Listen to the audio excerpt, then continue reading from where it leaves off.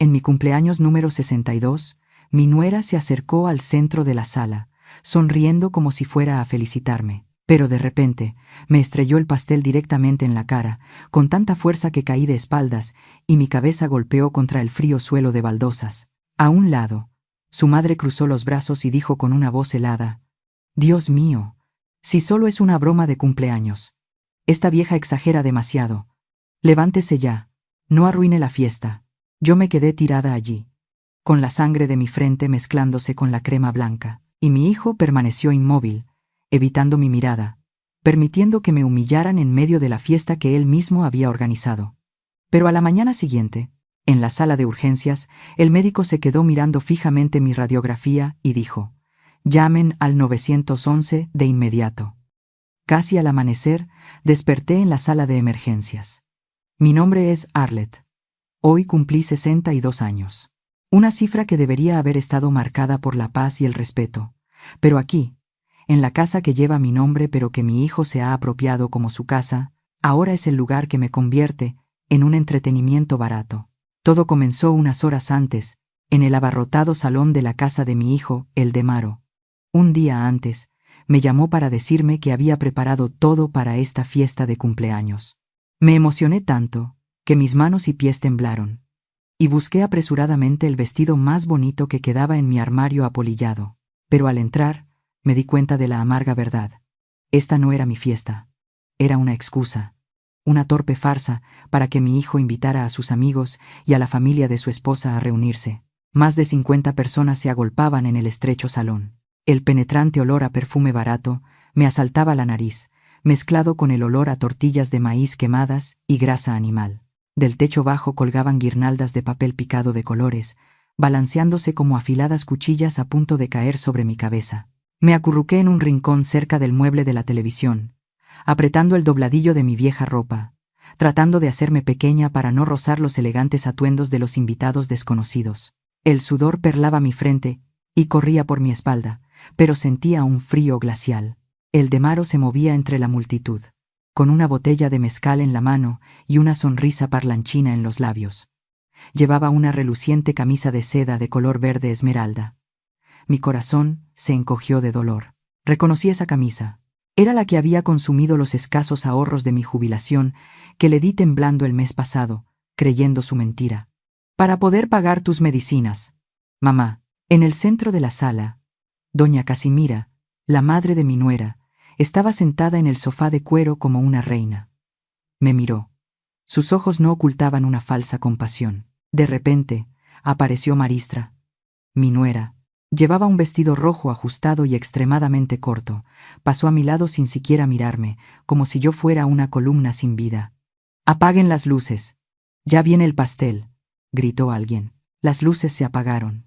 Solo quedaba el parpadeo de las velas de un enorme pastel de 3 leches colocado sobre una pequeña mesa de madera. La multitud se arremolinó alrededor, aplaudiendo al ritmo. Me miraban fijamente como un público, esperando que el animal del circo hiciera su truco. Maristra se acercó, su fuerte perfume dominando el olor a crema y leche. Puso su mano sobre mi hombro, sus largas y afiladas uñas se clavaron en mi piel a través de la fina tela de mi blusa. Su voz era melosa, falsamente dulce, hasta dar escalofríos. «Déjame ayudarte a prepararte para soplar las velas, querida suegra». Antes de que pudiera inclinarme, la mano de Maristra presionó con fuerza la parte posterior de mi cuello. No fue un empujón juguetón, fue una fuerza bruta y decidida, como si quisiera aplastarme contra la mesa. Mi cara se estrelló contra la crema helada, pero el empujón fue tan fuerte que perdí el equilibrio y resbalé en el suelo de baldosas resbaladizas. Mi sien izquierda golpeó con fuerza el afilado borde de la mesa de madera antes de que todo mi cuerpo se desplomara sobre el duro suelo. Un dolor agudo recorrió mi espina dorsal, desgarrando mi cerebro y haciendo que mi visión se oscureciera. Yacía de espaldas en el suelo, con el glaseado pegajoso cubriéndome los ojos y la nariz. Sentí un líquido cálido y con olor a metal empezar a brotar de mi sien, mezclándose con el dulzor empalagoso de la leche. La sangre de mi cabeza comenzaba a fluir. Hubo un silencio momentáneo. Luego, la risa de doña Casimira rompió la atmósfera, seguida de una carcajada general de la multitud. «Mírenla, parece un payaso». A través del glaseado pegado a mis párpados, vi a el de Maro de pie, paralizado, todavía con la botella de licor en la mano. Me vio tirada en el suelo, vio la sangre tiñendo de rojo el glaseado blanco. Nuestras miradas se encontraron.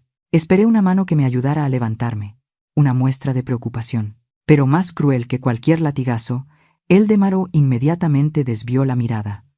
Tenía miedo de la vergüenza. Tenía miedo de involucrarse.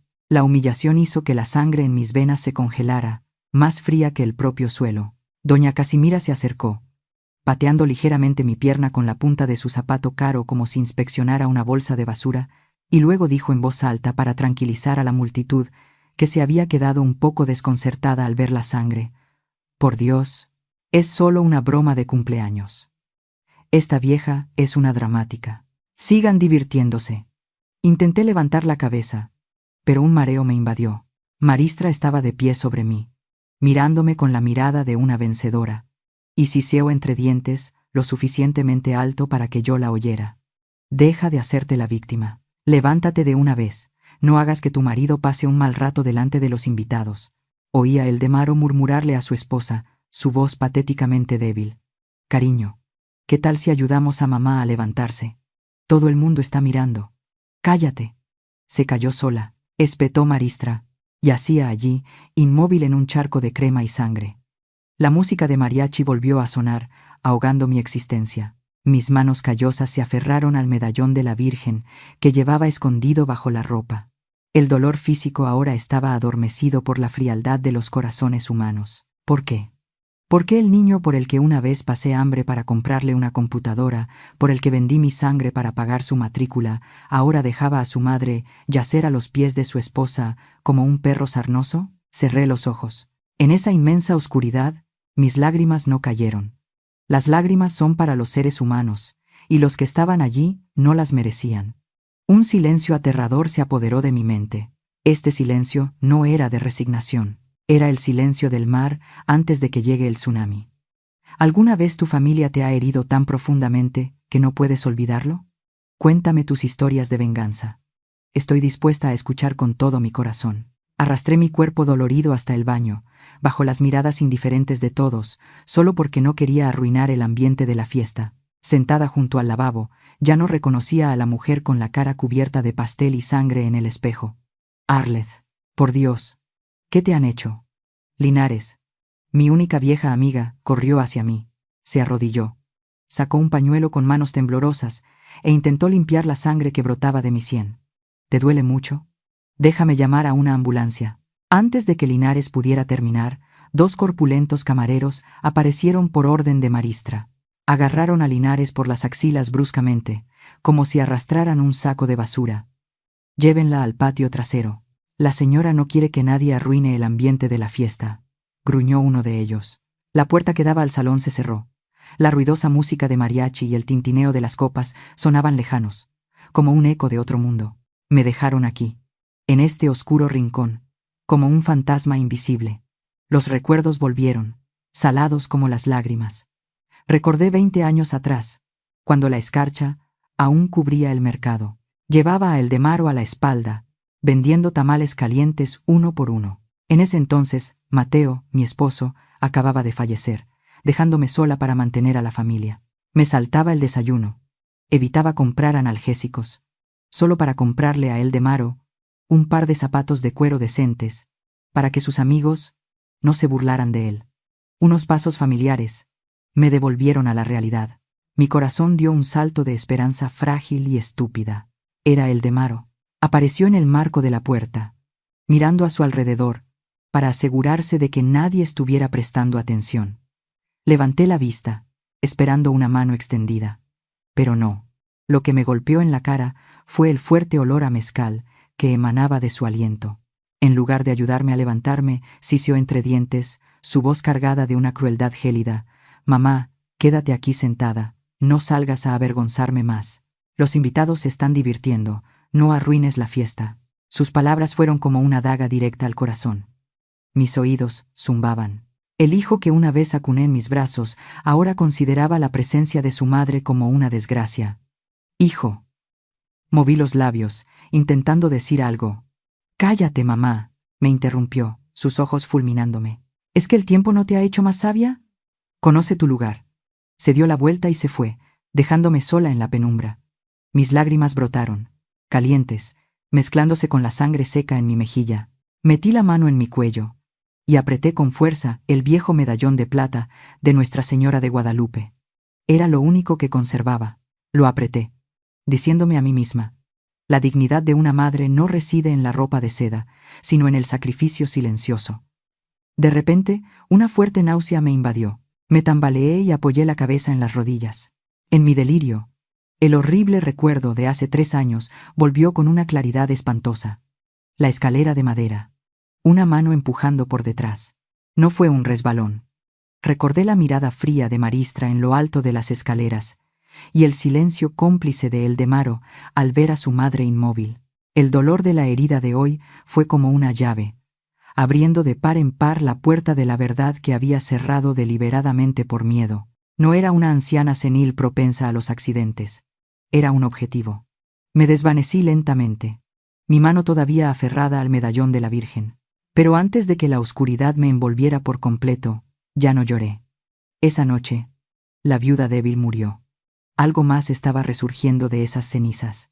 En el oscuro rincón junto al baño, me senté inmóvil como una estatua esculpida en dolor. El mareo por el golpe en la cabeza desdibujaba la realidad, y la música estridente de fuera parecía ser engullida por los ecos del pasado. Mi mirada se fijó en mis manos arrugadas, manchadas de sangre y glaseado empalagoso. Una larga cicatriz recorría mi pulgar izquierdo. No era solo una cicatriz. Era un testigo del año 1994, cuando la crisis económica del tequila golpeó como un huracán que arrasó con todo, provocando una devaluación catastrófica del peso. Los recuerdos volvieron, afilados y fríos. Me vi a mí misma hace 30 años. No era esta anciana patética, sino una mujer joven llena de fuerza, a pesar de sus delgados hombros. En ese entonces, era maestra de literatura, pero mi mísero sueldo no alcanzaba para comprarle libros a mi hijo. Tuve que quitarme la elegante blusa blanca y ponerme un delantal manchado de grasa. Recuerdo las mañanas en el barrio pobre de Ecatepec, cuando el reloj apenas marcaba las 4 de la madrugada. El viento helado de diciembre se colaba por mi delgada ropa, cortando mi piel como una navaja. Estaba allí, junto a la olla de tamales humeantes, con las manos hinchadas y enrojecidas por la alternancia de calor y agua fría. El olor a jabón de lavar ropa ajena durante el día, mezclado con el olor a masa de maíz por la noche, creaba un aroma característico de la pobreza. El olor del sacrificio. Recuerdo las veces que mi estómago rugía de hambre, mis entrañas se retorcían, pero cuando no vendía un tamal, no me atrevía a comérmelo. Lo envolvía con cuidado y se lo llevaba a Eldemaro. Al ver a mi hijo comer con tanto gusto, me decía a mí misma: cada gota de sudor que derramo hoy es un ladrillo para construir tu futuro.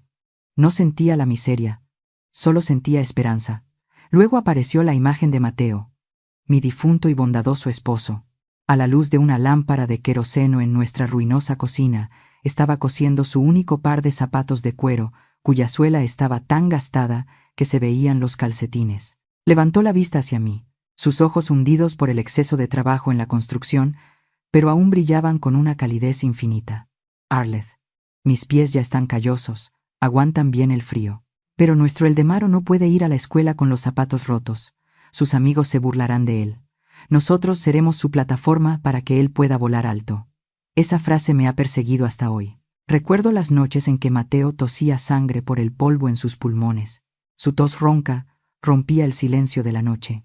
Se negaba a ir al médico, ocultando sus dolores de pecho para ahorrar el poco dinero de las medicinas y comprarle a Eldemaro una computadora vieja para su proyecto de graduación. Cambió sus pulmones por el título universitario de su hijo. Toqué la tela barata de la ropa que llevaba puesta, y los recuerdos me llevaron al día en que Eldemaro cumplió 20 años. El día que se metió en una pelea en un bar y casi va a la cárcel. No dudé en vender mi collar de jade, la última reliquia de mi madre, lo único que demostraba que alguna vez pertenecía a una familia respetable.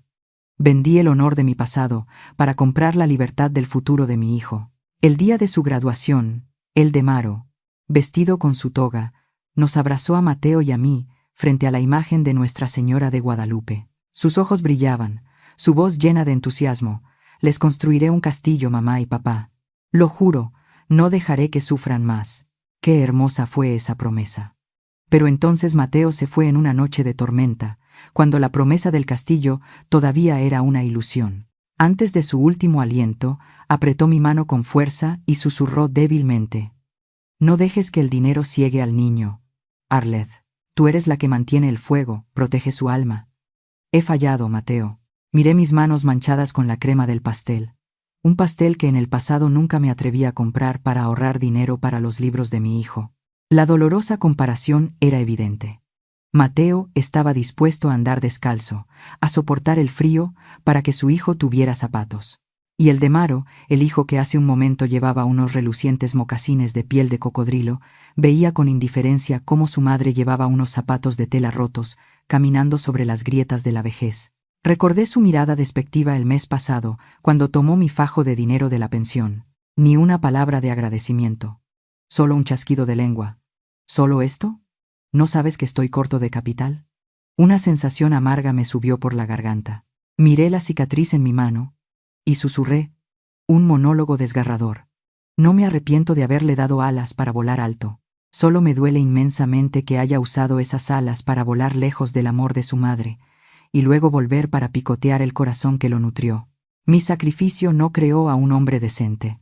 Usé mi sudor y mi sangre para criar a un demonio desagradecido envuelto en una falsa seda.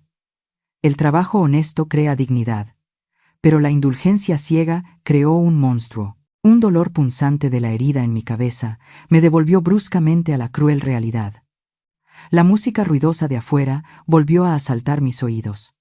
Ya no era la gran madre de mi propia imaginación, solo era una anciana senil, sin valor a sus ojos. Pero en ese momento, en el fondo de mi desesperación, algo dentro de mí se rompió. No fue un colapso, sino la cáscara de la resignación que se hizo añicos. Me apoyé en la pared fría y me obligué a ponerme de pie. Mis piernas temblaban, pero se mantuvieron firmes. Me sequé las últimas lágrimas de debilidad de mis mejillas. Mateo, lo siento. He tolerado que el mal crezca en nuestra casa, pero esta noche voy a corregirlo. Ya no lloraba de dolor. Mi mirada en el oscuro vacío ya no suplicaba afecto. Se volvió afilada, serena, como un lago antes de una tormenta. Me arreglé la ropa y levanté la cabeza. La Arleth de antaño, la maestra de literatura resistente, la vendedora de tamales indomable, había regresado, y ella iba a cobrar esta deuda de gratitud, hasta el último centavo. Me tambaleé fuera del oscuro pasillo y volví a la arena, lo que una vez fue mi acogedor salón. El aire ahora era denso, apestando a mezcal barato y humo de cigarrillo. La música de cumbia, estridente y ensordecedora, se mezclaba con los gritos salvajes de los niños que rompían una piñata en forma de burro. Me apoyé en el marco de la puerta, mi mente girando como si caminara sobre nubes, una mano apretando mi sien hinchada. Mi garganta estaba seca, ardiente. Solo quería un vaso de agua. Solo un vaso de agua. Pero entre más de 50 personas inmersas en la embriaguez y la ostentación, mi presencia era más tenue que el polvo en el techo.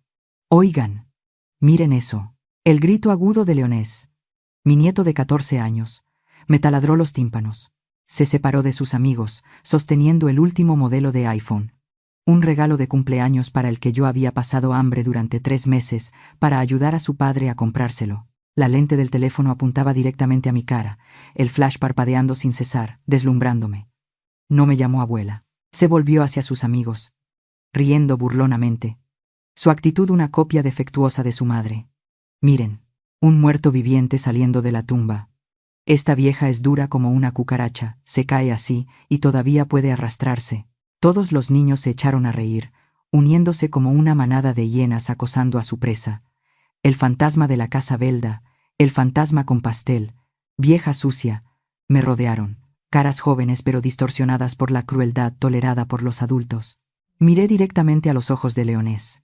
Esos ojos que una vez brillaron cuando le contaba cuentos de hadas, ahora estaban turbios por la arrogancia. Intenté enderezarme, usando la poca dignidad que me quedaba como exmaestra. Mi voz, ronca. Leonés, apártate para que pueda pasar. Estoy muy cansada, necesito sentarme a descansar. En lugar de retroceder, el niño se acercó más. Miró a su madre, Maristra, como buscando aprobación. Y mi nuera, desde la distancia, Levantó su copa de vino tinto, sonrió con desdén y asintió levemente, un asentimiento que permitía a su hijo pisotear la moralidad. Leonés se volvió hacia mí. Su sonrisa se desvaneció, reemplazada por un desprecio frío. Ya has descansado suficiente. Parásito. Piérdete. Estás contaminando nuestro ambiente. Y entonces no fue un empujón accidental. El niño de 14 años usó ambas manos, con toda su fuerza, y me empujó con fuerza en el pecho, un empujón cargado de un resentimiento irracional, el desprecio que había aprendido de sus propios padres cada día. Mi cuerpo viejo y frágil no pudo resistir. Caí hacia atrás por segunda vez esa noche. Esta vez no había mesa para detenerme, ni pastel para amortiguar la caída. Mi cabeza golpeó directamente contra el duro suelo de baldosas. El dolor esta vez no fue punzante como la primera vez. Fue agudo, violento. Mi visión se sacudió violentamente, y luego se hizo añicos como un caleidoscopio. Sentí un líquido cálido, no sudor, no lágrimas sino sangre, brotando de mi oído izquierdo y corriendo por el cuello de mi camisa. Yacía allí, paralizada. Quería mover los dedos, pero mi cuerpo ya no obedecía a mi cerebro. A través de una neblina opaca, vi a Eldemaro de pie cerca. Mi hijo. Lo vio todo. Vio a su hijo empujar a su madre. Vio a su madre yacer inmóvil. Esperé que corriera hacia mí. Esperé que le diera una bofetada a su hijo insolente. Pero no. Eldemaro se volvió hacia el camarero y gritó, su voz quebrada por el alcohol y la cobardía. Suban la música, más fuerte. No dejen que tonterías arruinen el ambiente. Los invitados están mirando. Esa frase fue el golpe de gracia para Arlette. Mi hijo no temía que su madre muriera. Temía perder la cara. Doña Casimira se rió a carcajadas, una risa salvaje que resonó sobre mi cabeza, aplaudiendo ruidosamente. ¡Qué fuerte es mi nieto! Es la sangre fuerte de la familia Sánchez. Esa vieja solo sabe hacerse la víctima.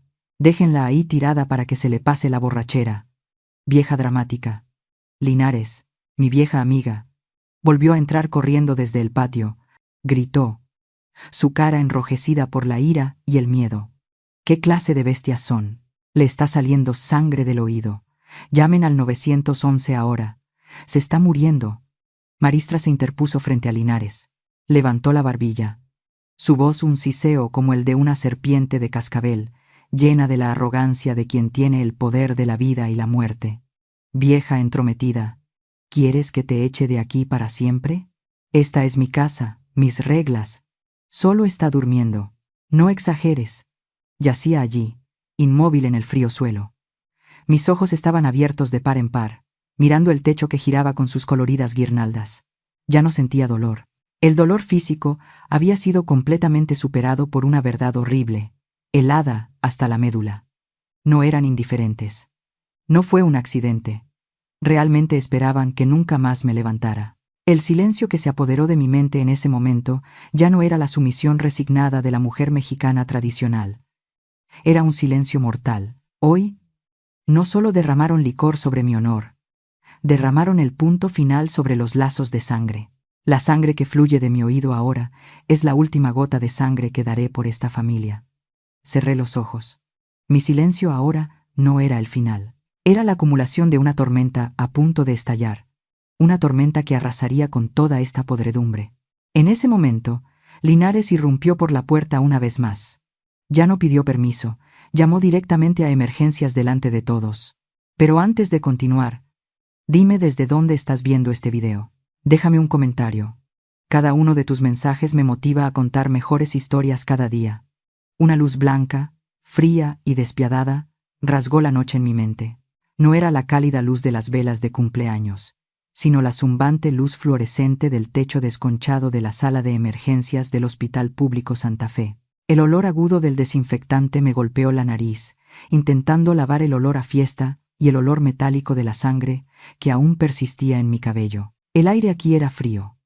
Un frío que calaba hasta los huesos proveniente del viejo sistema de aire acondicionado central, que rugía como una bestia moribunda. Pero ese frío no era nada comparado con el iceberg que se estaba formando en mi pecho. Desperté. La primera sensación no fue el dolor de los puntos que me cosían la cabeza, sino un entumecimiento total en mi corazón. Yacía en una camilla estrecha, la delgada y raída manta no era suficiente para cubrir mis piernas temblorosas. Mi familia, aquellos que llevaban mi sangre, estaban de pie en un rincón de la habitación. Estaban allí, pero ninguno me miraba.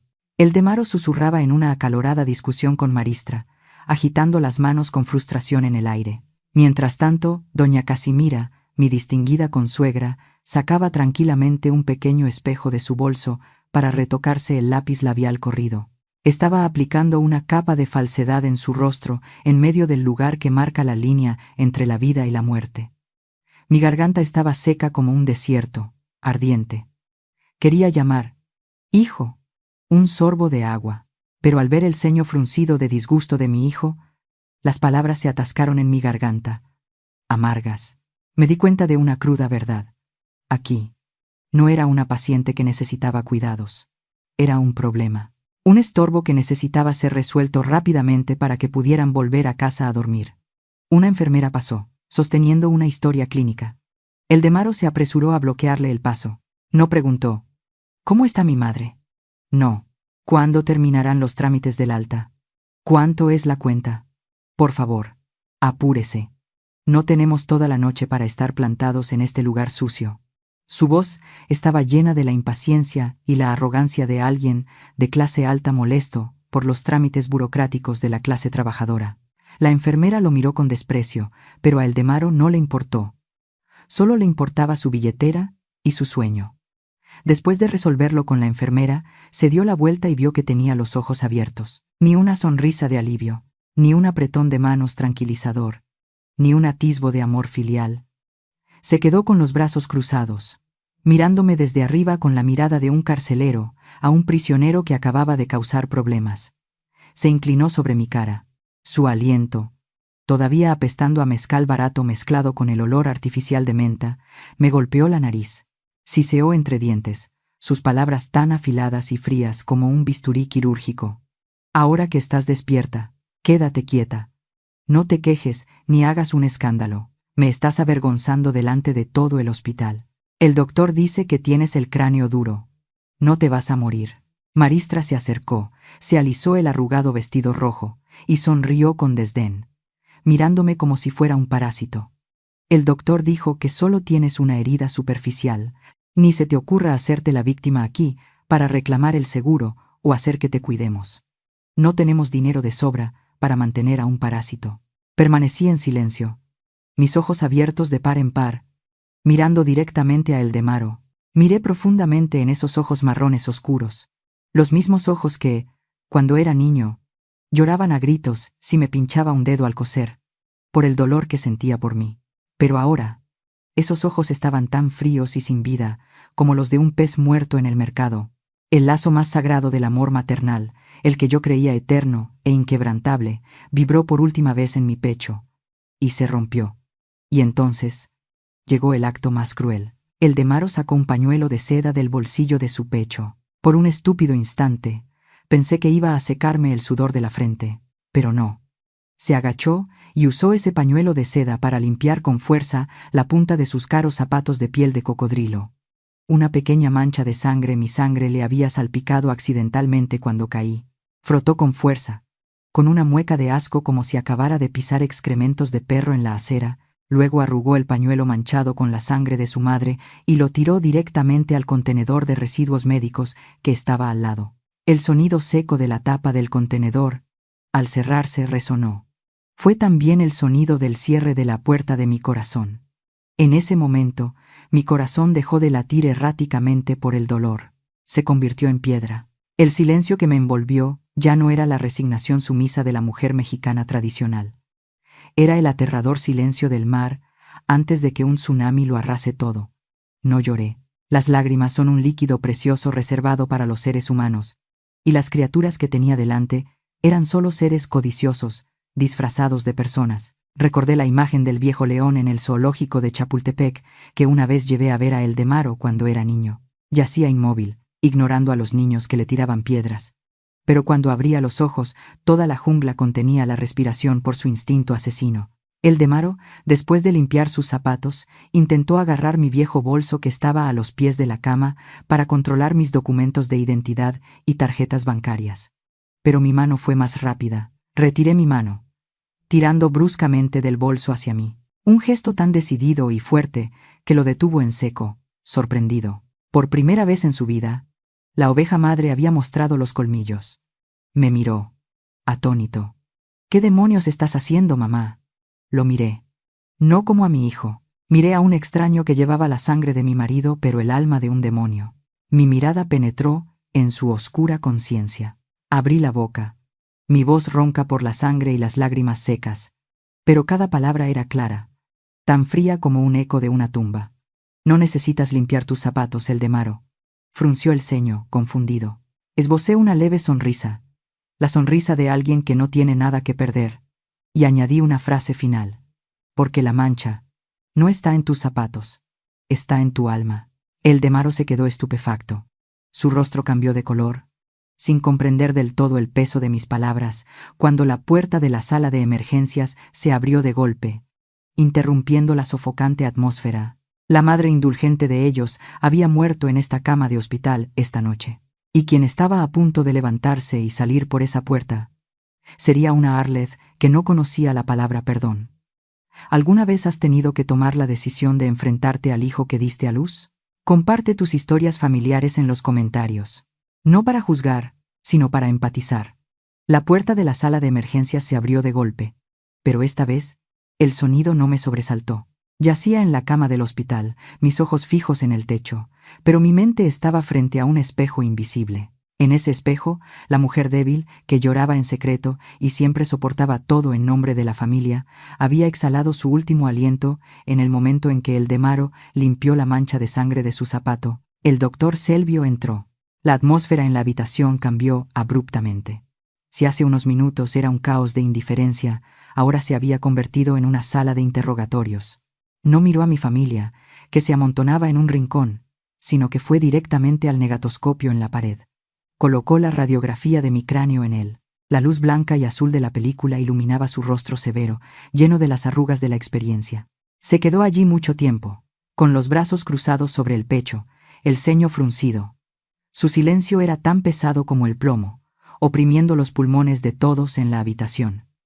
Eldemaro empezó a inquietarse. Vi cómo sus ojos se movían constantemente, sus manos arrugando el dobladillo de su cara camisa de seda. El instinto de un roedor le decía que algo no iba bien. Maristra, con su habitual arrogancia estúpida, intentó romper la tensión con su tono coqueto de siempre. Doctor, mi suegra es mayor, y sus huesos son frágiles. No tuvo cuidado al caminar, y se cayó sola. ¿Podría recetarle algo rápido para que podamos irnos? Tengo muchas cosas que hacer. El doctor Selvio se giró bruscamente. Su mirada era afilada, atravesando la gruesa capa de maquillaje y el llamativo vestido rojo de mi nuera, viendo directamente a su oscura alma. No le respondió. Para él, ella no merecía una explicación. Se volvió y me miró directamente a mí.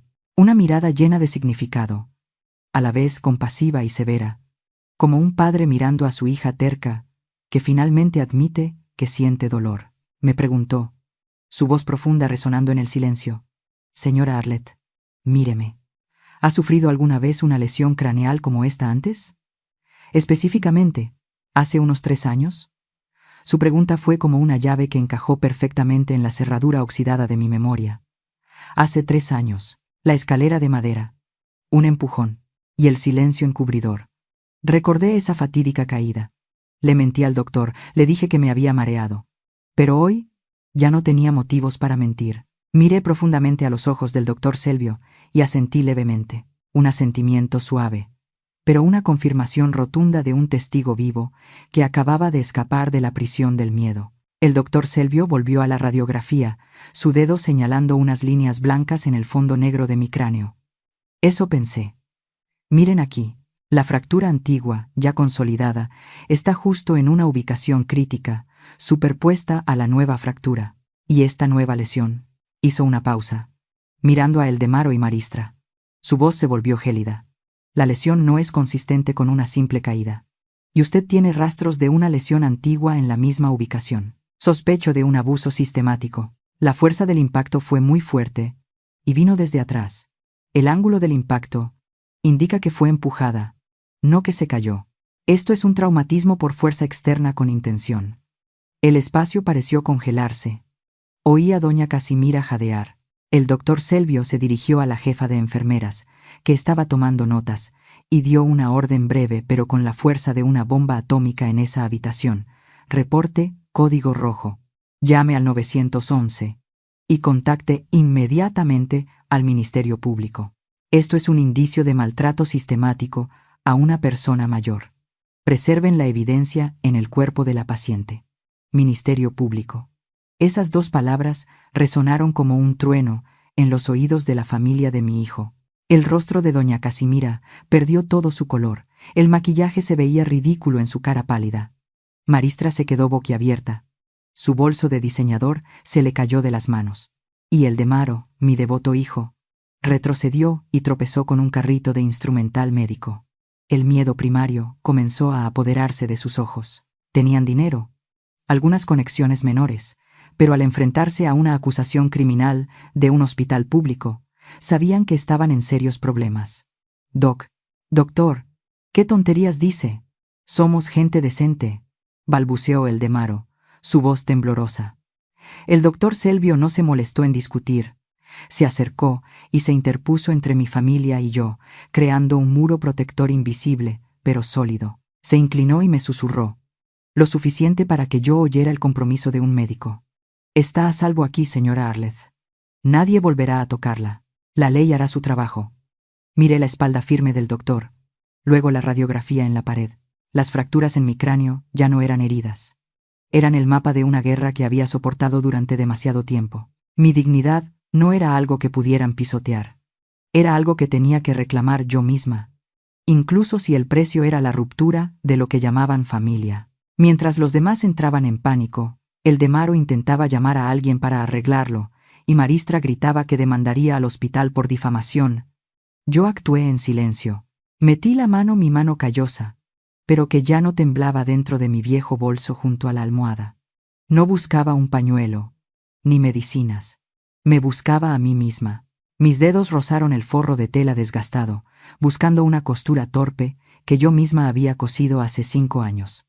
Rasgué ese forro secreto. Dentro había un viejo teléfono ladrillo, un Nokia en blanco y negro que la gente había tirado a la basura hace una década.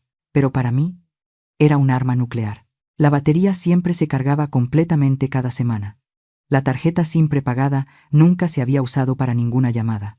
Había preparado este teléfono justo después de la muerte de Mateo. Él me había advertido. Mantén una vía de escape, Arleth. Una vez que la bestia prueba la sangre, no se detendrá. No dejes que te quiten la voz. Había esperado llevar este teléfono a la tumba sin tener que usarlo nunca. Había esperado que el amor maternal venciera a la codicia. Pero me equivoqué, y ese error terminó esta noche. Mi mano se aferró al teléfono. No necesitaba mirar el teclado. Mi pulgar mantuvo presionada la tecla número 1, la única marcación rápida programada. Al otro lado de la línea, respondieron inmediatamente después del segundo timbre. Una voz profunda y autoritaria sonó. Sin sorpresa, a pesar de ser una llamada de medianoche. La escucho. Señora Arleth. Era Armandino, un abogado, amigo cercano y de confianza de Mateo. Respiré hondo, el olor a desinfectante llenando mis pulmones, purificando cualquier debilidad restante. No hablé con la voz de una anciana maltratada, hablé con la voz de una propietaria, de alguien que controla el destino. Armandino. Dije su nombre, mi mirada fija en la espalda temblorosa de Eldemaro a lo lejos. Mateo una vez dijo, si algún día estás en peligro, llama a Armandino. Solo dije una frase. Es hora de limpiar la basura de mi casa. Al otro lado de la línea hubo un segundo de silencio para escuchar la orden, y luego respondió secamente. ¿Qué plan desea activar? Sonreí con desdén, una sonrisa fría que nunca había aparecido en el rostro de Arleth en 62 años. Abre mi archivo. Legado oscuro. Inmediatamente. Entendido. Estaré allí en 15 minutos con una orden judicial. Colgué. Dejé caer el teléfono sobre mi pecho, sintiendo mi corazón latir fuerte y rítmicamente. No era el latido del miedo, sino el latido de la casa. Miré a Eldemaro, a Maristra, a doña Casimira. Seguían discutiendo, culpándose mutuamente. completamente ajenos a que la sentencia de muerte para su vida de lujo acababa de ser firmada por la misma persona a la que consideraban un muerto viviente. ¿Pensaban que esta caída era mi fin? No. Se equivocaron. Despertaron a una tormenta dormida. Cerré los ojos, apoyé la cabeza en la almohada, disfrutando de los últimos momentos de calma antes de que se desatara la tormenta. El juego acaba de empezar. Y yo, Arleth, soy quien escribe las reglas. Crucé el umbral. El fuerte olor a limpiador de pisos Pinol me golpeó la nariz, intentando enmascarar el olor metálico de la sangre y el sabor empalagoso del pastel de anoche. El salón, que apenas unas horas antes era la escena de un brutal asalto, ahora estaba sospechosamente impecable. La escena del crimen había sido limpiada. Las guirnaldas de papel picado rotas habían sido retiradas. El candelabro de cristal estaba encendido a plena potencia, iluminando el falso esplendor de quienes estaban sentados allí. Me detuve en la entrada, observando a la multitud que susurraba y reía, viéndolos como marionetas coloridas, en una obra que terminaba sin saber que el único espectador que conocía la verdad estaba de pie, justo aquí. Doña Casimira había convocado una reunión familiar ampliada. Invitó incluso al padre Juan, el anciano sacerdote del vecindario, y a algunos vecinos cercanos. El propósito era obvio: usar la fe y las habladurías del mundo para limpiar los pecados de su hija. Entré. Mi cabeza estaba envuelta en un vendaje blanco, destacando en este ambiente falsamente acogedor. Pero esta vez no cojeaba. Mi espalda estaba recta como una palmera en una tormenta. No busqué la silla de madera desvencijada en el rincón oscuro cerca del televisor como de costumbre, el asiento reservado para el parásito. Caminé directamente al centro del salón, de pie frente al cuadro de Nuestra Señora de Guadalupe en la pared, bloqueando la vista de todos. Maristra estaba sentada junto a su madre, en el sofá de cuero. Se secaba las comisuras de sus ojos secos con un pañuelo, interpretando el papel de la nuera injustamente acusada con tanto talento que casi quise aplaudir. Me miró. Sus ojos no ocultaban el triunfo de quien cree que el dinero ha silenciado la conciencia del médico y la policía. El Demaro estaba de pie junto a la chimenea falsa, sirviendo té al sacerdote. Evitaba mi mirada, tratando de encogerse en el papel del hombre de familia que soporta la angustia de una madre anciana y enferma. Doña Casimira se levantó. Su gran collar de oro brillaba bajo la luz, temblando con cada respiración jadeante. Se aclaró la garganta y comenzó su discurso preparado para blanquear sus pecados. «Padre y todos los presentes», dijo, señalándome. Su tono una mezcla de condescendencia y falsa caridad. Como pueden ver, la señora Arlette aquí es vieja y frágil y propensa a delirios y caídas que causan problemas. Pero nuestra familia ha decidido no enviarla a un frío asilo de ancianos. La dejaremos quedarse aquí, cuidada con esmero, siempre que firme un documento, confirmando que esto fue solo un accidente debido a la vejez. Un documento de compromiso se deslizó hacia mí sobre la brillante mesa de cristal. Junto a él había un caro bolígrafo chapado en oro. Eché un vistazo al contenido. Asumía toda la responsabilidad por la caída y renunciaba a cualquier intervención legal, a cambio de un lugar para dormir y 3 comidas al día. Los vecinos empezaron a susurrar, asintiendo con aprobación. La familia de doña Casimira es muy buena. Qué suerte tiene la señora Arlette. Su nuera la cuida en su vejez. Sería terrible en un asilo. Me miraban como a una anciana senil que afortunadamente había encontrado un salvavidas en la compasión de sus hijos. No sabían que ese salvavidas estaba hecho de hormigón armado para hundirme hasta el fondo. El Demaro, al verme inmóvil, se acercó. Puso su mano sobre mi hombro, intentando obligarme a sentarme para firmar, su voz falsamente amable. «Mamá, siéntate. Firma rápido para que puedas descansar». Aparté su mano de un manotazo. Un gesto brusco, fuerte, cargado de la ira reprimida durante años. El Demaro se tambaleó hacia atrás, chocando con el borde de la mesa, la sorpresa total evidente en su rostro cobarde. La sala quedó en silencio. Los susurros cesaron. No miré ese pedazo de papel basura. Miré directamente a los ojos de Maristra. Mi mirada era afilada y serena, como un lago profundo, viendo a través de su gruesa capa de maquillaje, haciendo que su sonrisa burlona se desvaneciera instantáneamente. Lentamente, levanté la mano y me quité el viejo y raído chal de lana que me envolvía. El chal cayó al suelo, revelando el elegante vestido de seda negro que llevaba debajo. Este era el vestido que solía usar con Mateo cuando firmábamos los contratos de construcción más grandes de la ciudad en el pasado.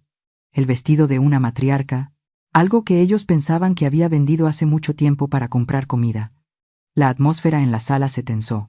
El cambio de aura de una anciana desaliñada a una mujer poderosa y digna hizo que doña Casimira se detuviera a mitad de la frase, con la boca abierta pero sin poder pronunciar palabra. Maristra, sintiendo la amenaza invisible de mi mirada, se levantó de un salto. No podía soportar que la sirvienta se atreviera a mirar a la dueña de la casa a los ojos. Gritó para recuperar la ventaja, su voz aguda rompiendo el silencio. ¿Qué truco estás intentando ahora, vieja loca? Firma y vete a tu cuarto a dormir. Recuerda que estás en la casa de mi marido, comiendo la comida de mi madre. No me obligues a echarte a la calle ahora mismo. Ese fue el mayor error de su vida.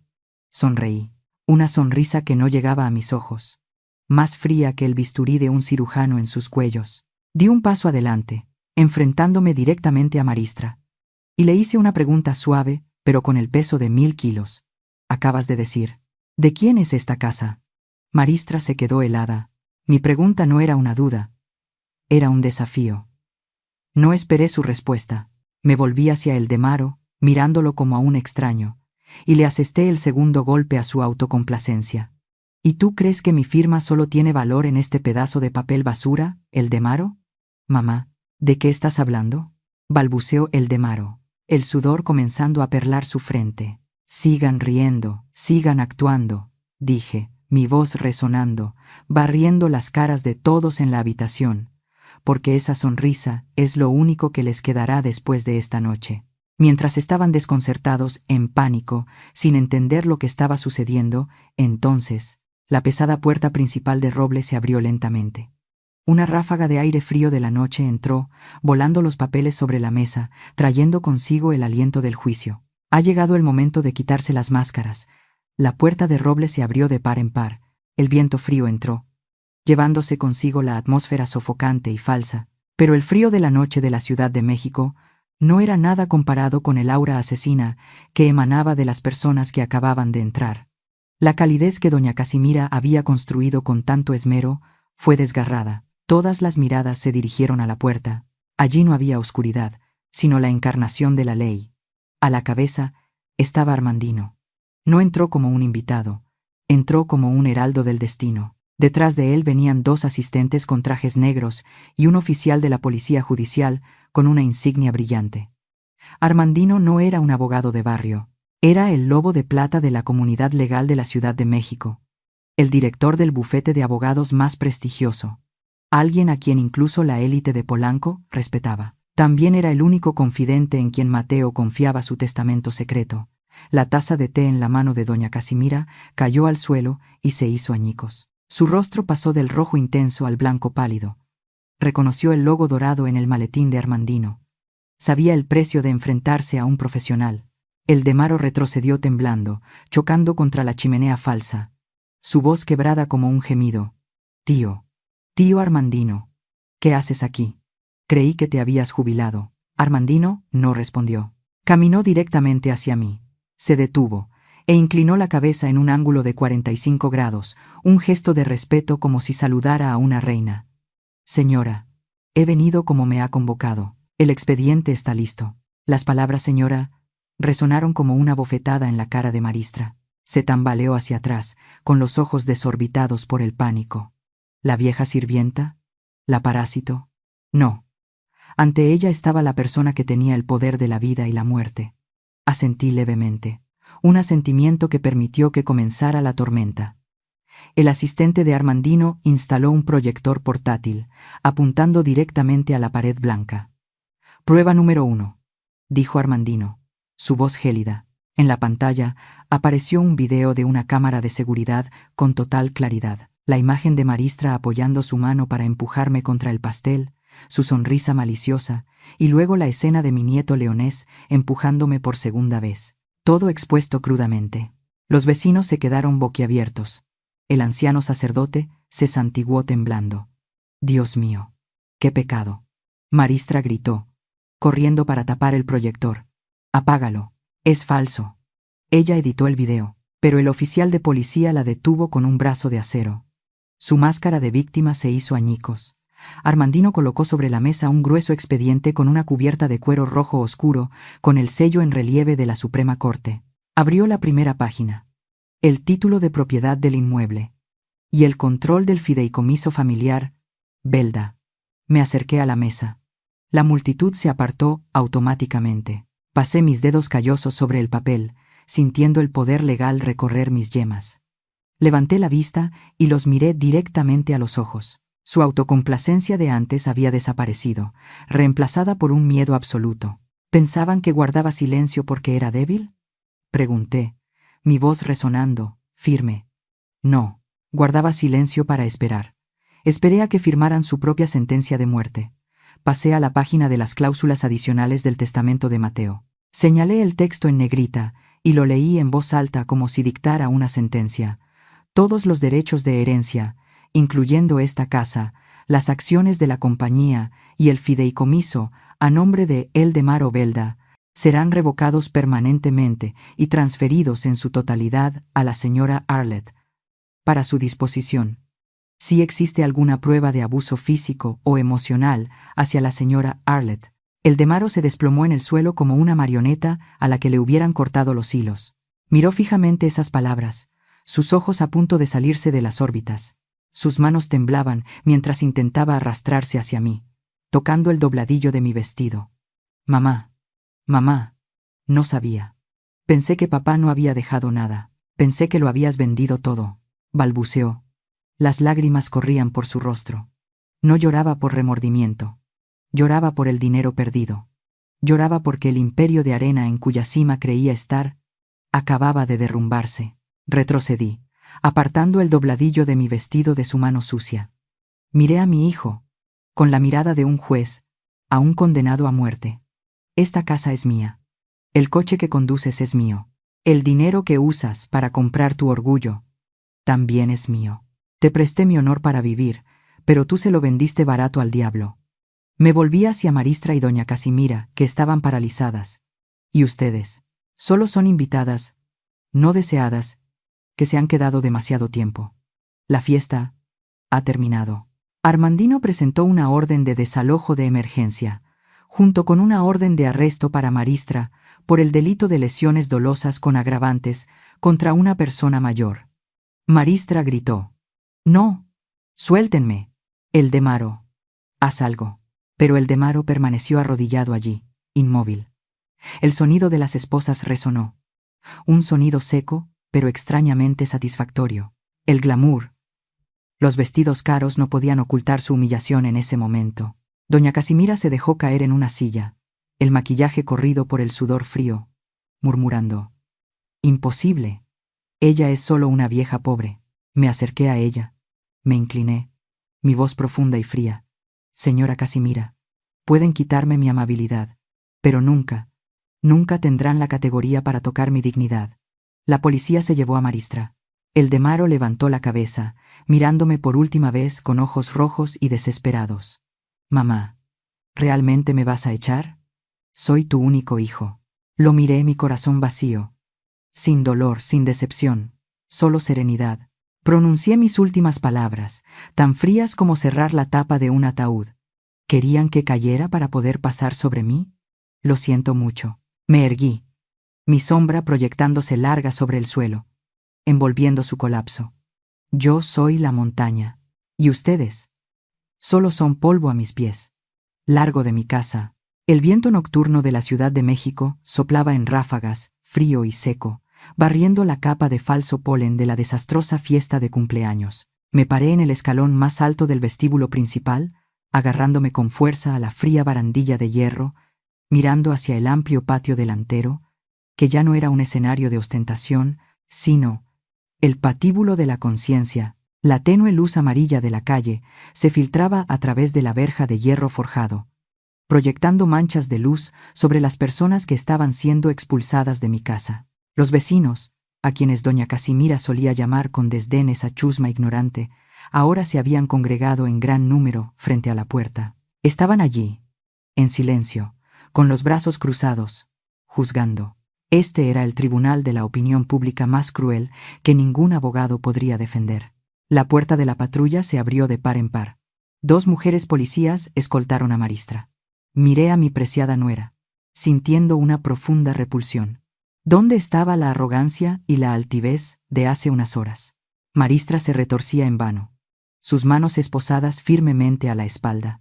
La gruesa capa de maquillaje en su rostro estaba manchada de lágrimas y sudor, corriendo en rayas negras por su cuello, convirtiendo su rostro arrogante en un desastre manchado, tan patético como un payaso al final de su acto. El ajustado vestido rojo, el arma de exhibición de la que estaba tan orgullosa, ahora estaba rasgado en un gran trozo en el muslo por engancharse en la barandilla de la escalera mientras la arrastraban, revelando una piel pálida y una crudeza desaliñada.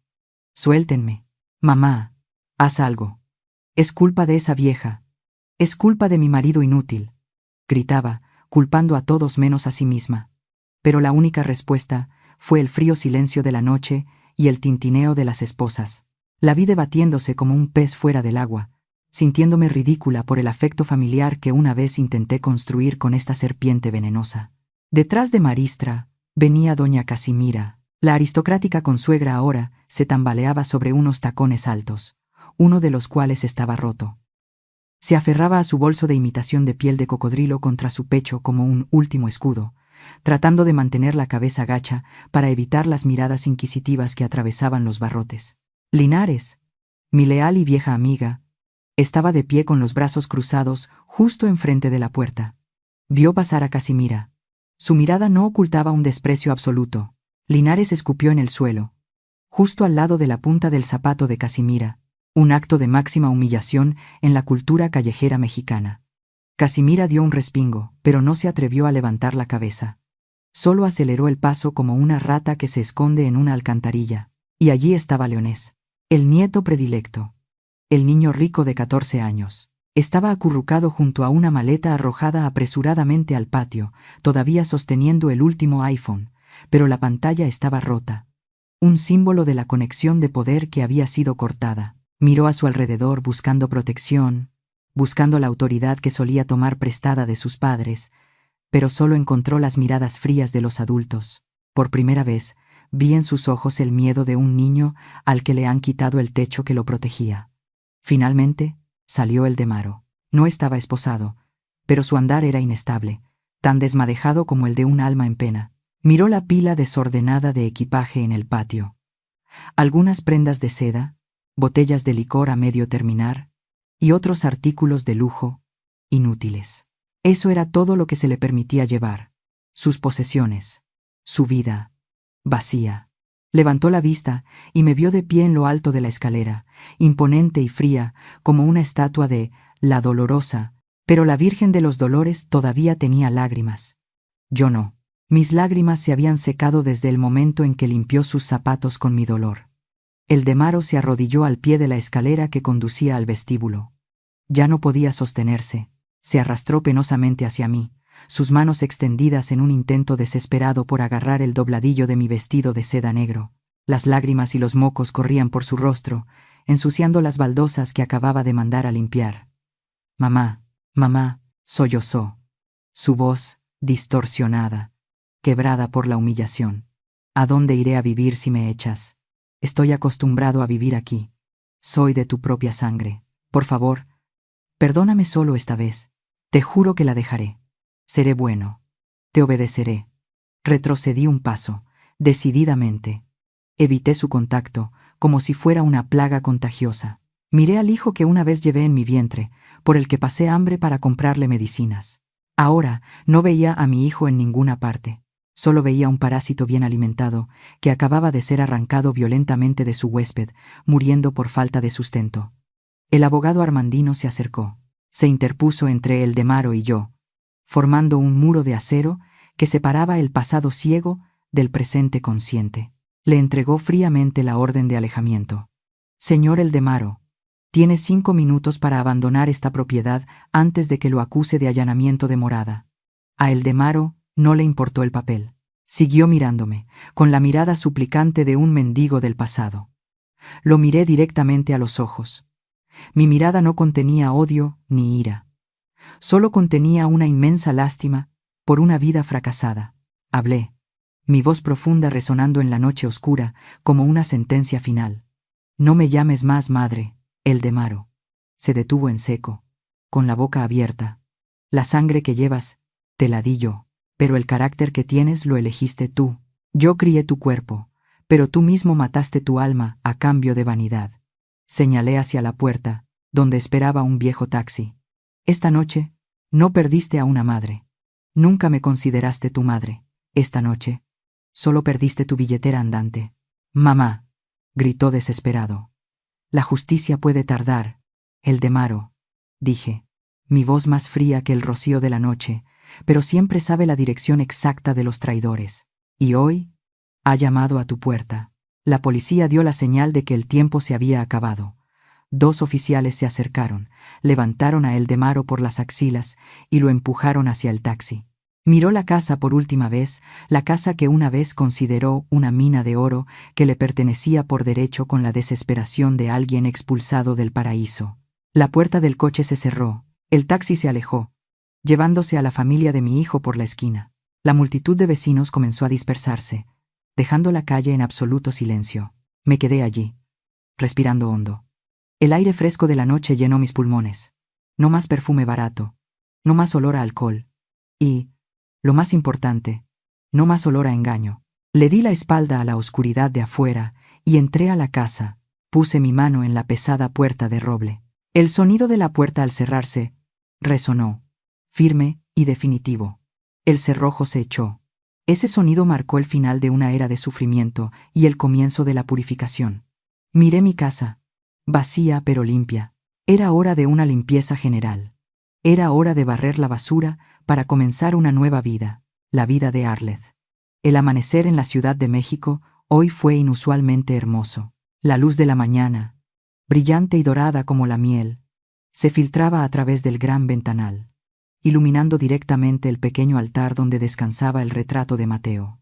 El salón que anoche fue un campo de batalla de codicia y engaño, ahora estaba limpio e inmaculado. Las manchas de pastel, las huellas de zapatos sucios y la atmósfera sofocante de la traición habían sido completamente lavadas. La puerta de roble estaba abierta de par en par al viento, como los pulmones de alguien que acaba de salvarse de ahogarse, inhalando vida con avidez. Me senté en el viejo pero cómodo sillón de terciopelo de Mateo. En mi mano tenía una taza humeante de café de olla. El café tradicional de cerámica cocido con canela, piloncillo y clavo. Acerqué la taza a mi nariz y respiré profundamente. Ya no había el sabor amargo del resentimiento en mi garganta, solo el aroma rico y cálido de la canela que impregnaba la habitación, disipando los oscuros restos de ayer. Toqué suavemente el vendaje blanco en mi cabeza. El dolor punzante se había calmado, dando paso a una claridad inusual. Esta herida ya no era una marca de humillación. Era una medalla al valor por atreverse a levantarse de una mujer que había guardado silencio durante demasiado tiempo. Sobre la pequeña mesa de madera junto al retrato de Mateo, coloqué la llave de la casa. Allí yacía, brillando bajo el sol. Durante todos estos años, había entregado el control de este objeto a otros, pensando que era un acto de amor. Pero ahora, había vuelto a su legítima dueña. No solo abría la puerta de esta casa, sino también la puerta a la libertad de mi alma. Linares pasó a visitarme. No dijo mucho. Solo dejó una canasta de pan dulce todavía tibio sobre la mesa. Nos sentamos juntas, 2 ancianas de cabello plateado, observando en silencio las motas de polvo bailar bajo el sol. No hablamos de lo que pasó anoche. La comprensión entre almas gemelas a veces no necesita palabras. Su sola presencia aquí, a mi lado, era suficiente para saber que no estaba sola. Miré hacia el pequeño jardín a través de la ventana. Los cactus y las bugambillas moradas florecían vibrantemente bajo el sol abrasador.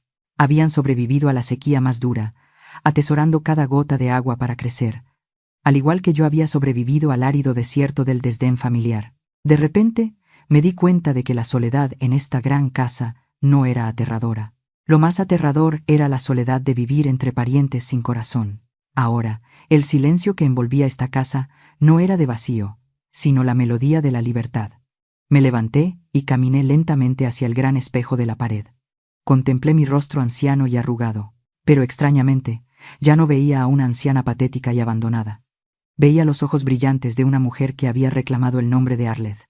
Un nombre que creía haber perdido en el tiempo y el sacrificio ciego. Tomé el retrato de Mateo, mis dedos acariciando suavemente su amable sonrisa.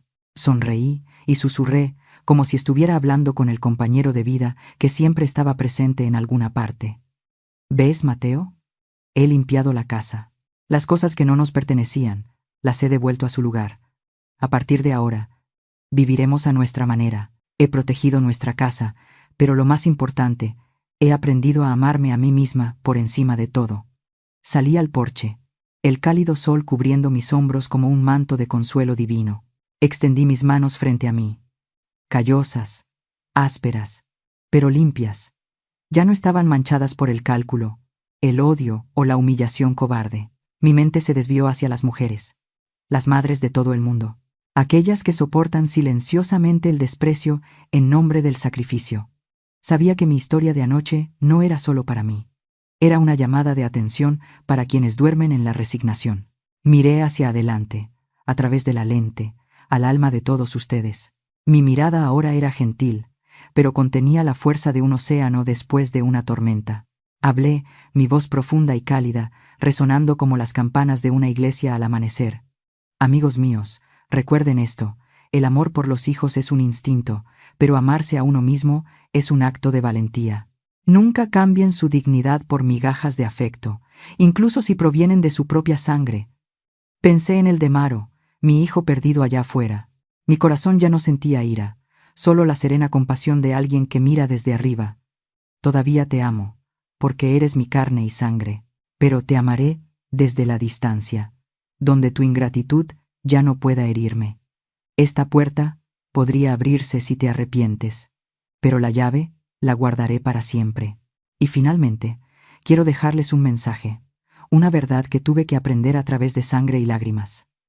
No esperen a que alguien les dé una corona. Póngansela ustedes mismos, incluso si está hecha de cicatrices, porque una mujer que conoce su propio valor, nadie, ninguna fuerza, puede hacerla inclinar la cabeza. Si creen que el silencio no es debilidad sino la preparación para la justicia, y que la dignidad es el bien más preciado de una persona, suscríbanse al canal ahora. Ayúdenme a difundir el poder de la verdad. No dejen que nadie, sin importar quién sea, apague su luz.